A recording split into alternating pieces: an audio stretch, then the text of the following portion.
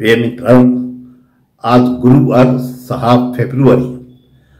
आणि आजच्या दिवशी आपण थोडा वेळ जे आपलं जुबिली वर्ष घेत आहोत त्या जुबिली वर्षानिमित्ताने थोडंसं विचार करणार आहोत आणि त्या अनुषंगाने आज पहिल्या दिवशी आपण विचार करणार आहोत तो म्हणजेच की ह्या जुबिली वर्षाची पूर्व परंपरा काय आहे।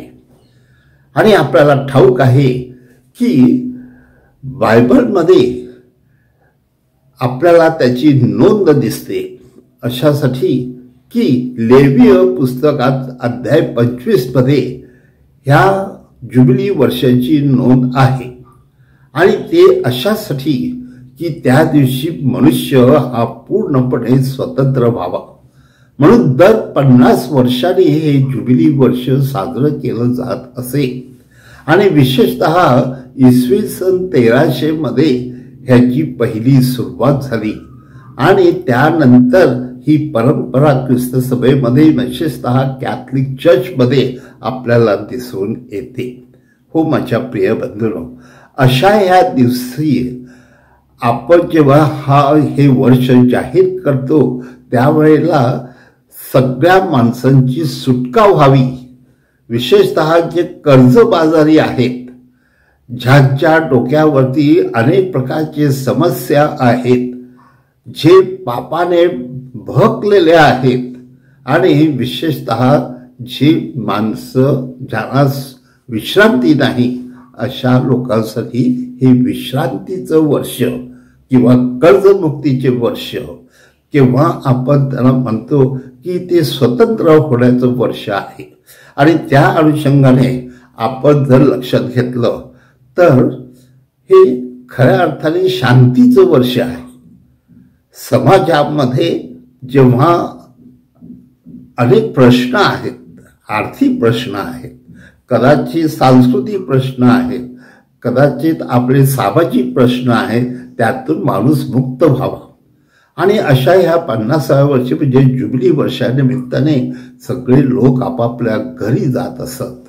आणि विशेषतः त्यांची जी जमीन सुद्धा कोणी घेतलेली असते ती जमिनीवर परत हक्क घेण्यासाठी ते जात असत, कारण ती जमीन त्यांना परत मिळायची। हो माझ्या प्रिय मित्रांनो, आज आपण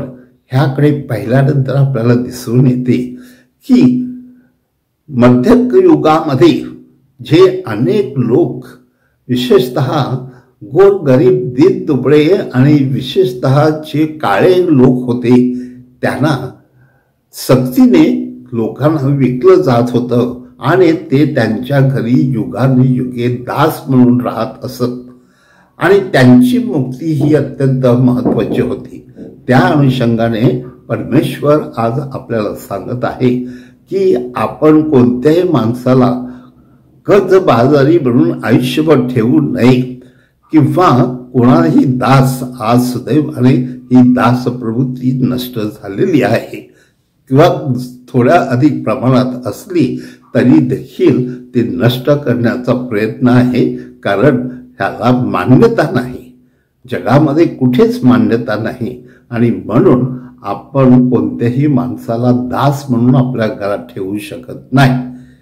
तर आज माझ्या प्रिय मित्रांनो, ही जी आपली पूर्व संकल्पना आहे त्या अनुषंगाने आपण चालावं आणि ही आपल्याला आशा असावी